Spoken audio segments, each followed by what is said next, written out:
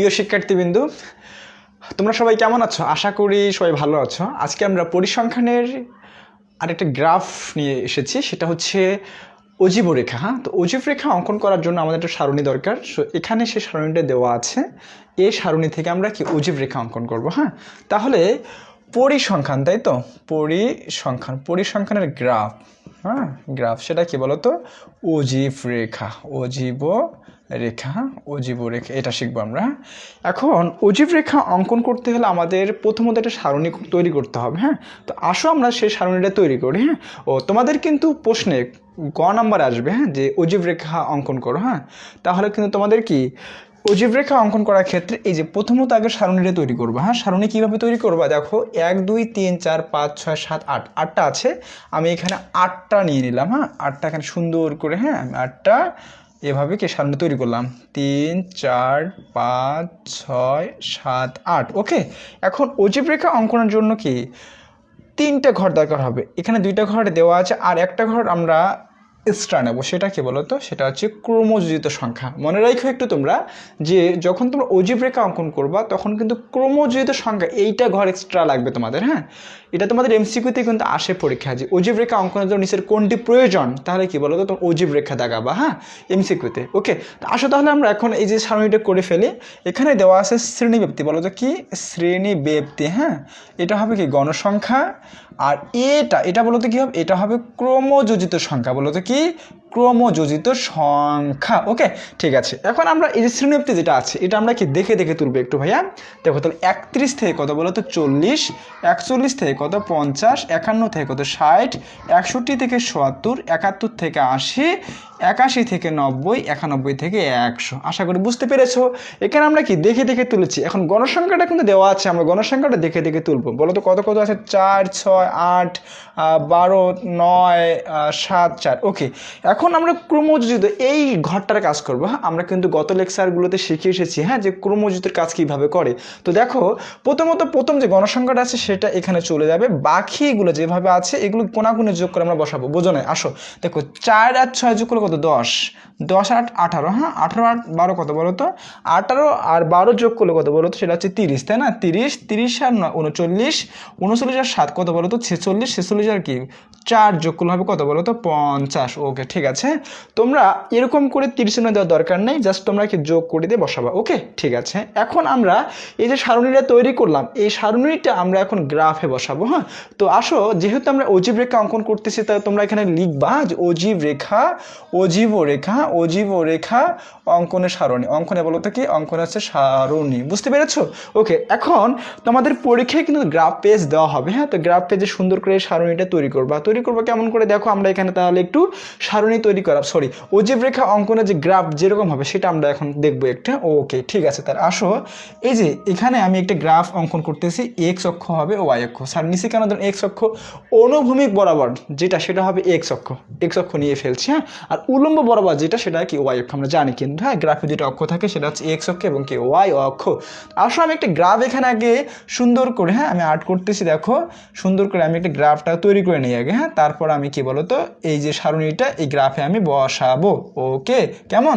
ঠিক আছে, আসো তাহলে আমরা একটু দেখি। হ্যাঁ, ওকে ওকে ওকে ওকে, আচ্ছা আচ্ছা, দেখো এখন, হ্যাঁ, দেন এই যে এদিকে দিলাম। হ্যাঁ, দেখো কেমন তৈরি করলাম। হ্যাঁ, তৈরি করে ফেলছে। ওকে, ঠিক আছে। হ্যাঁ, ঠিক আছে। এখন এক্স এবং ওয়াই, এক্স অক্ষে তুমি কিনে নিবা। এক্স অক্ষে তুমি এই যে শ্রেণীব্যাপ্তিটা আছে না, এক্স অক্ষে তুমি কি বলো তো শ্রেণীব্যাপ্তির যে নিম্ন সীমাগুলো ছিল তুমি এগুলো নেবা।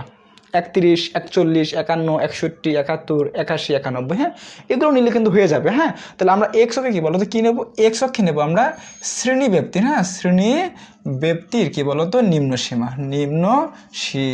ওকে, কেমন? এখন ওয়াই অক্ষে কি নেবে বলতো?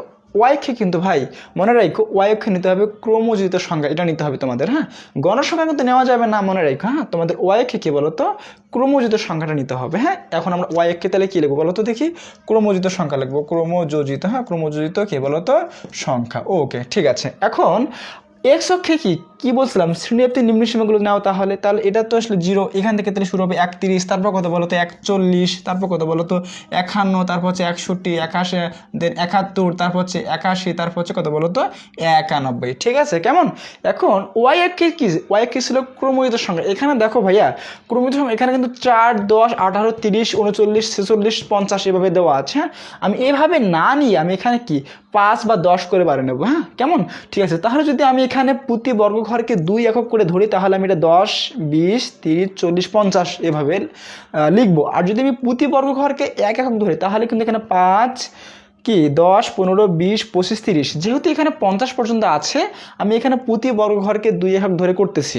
ওকে দেখো তাহলে আমি এখানে 10 দিলাম, এখানে হচ্ছে 20, এটা হচ্ছে 30, 40 এবং কি বলতো 50। হ্যাঁ এখানে 60 দিলাম, এটা এক্সট্রা নিলাম কারণ এটা দরকার নেই, কারণ এখানে আমার কি সর্বোচ্চ 50 পর্যন্ত কিন্তু যাবে। হ্যাঁ ওকে ঠিক আছে। এখন এই যে আমাদের দেখতে হবে যে 31 কত 4 পর্যন্ত গিয়েছে, তাহলে 4 কি যেহেতু এটা 10 তাহলে আমি 4কে এটা মনে করলাম 1, 2, 3, 4 এটা মনে করলাম। এটা হচ্ছে 4, তাহলে 31 কত 4 পর্যন্ত গিয়েছে। পরে কত বলো তো 41 কি 10 পর্যন্ত গিয়েছে, তাহলে আমরা 41টা 10, এই যে 10, তাহলে 41 কি 10 পর্যন্ত উঠে এই যে উঠলাম। কেমন বুঝতে পেরেছো ভাইয়া? ঠিক আছে। এখন দেখো 51 কত 18 পর্যন্ত গিয়েছে, তাহলে 18, তাহলে দেখো এটা 10 মনে করলাম 15 এটা, হ্যাঁ 16, 17, 18, 18 মনে করলাম এটা। কেমন বুঝতে পেরেছো ভাইয়া? ঠিক আছে। তারপর দেখো 61 কত 30 পর্যন্ত গেছে, তাহলে আমরা এটা 30 পর্যন্ত উঠবো তাই না? তাই 61 কি বলো তো 30 পর্যন্ত, তাহলে 10, 20, 30 এই তাহলে এইখানে হবে। বুঝছো কোথায় বলো তো? এই যে এখানে হবে। কেমন? আশা করি বুঝতে পেরেছো।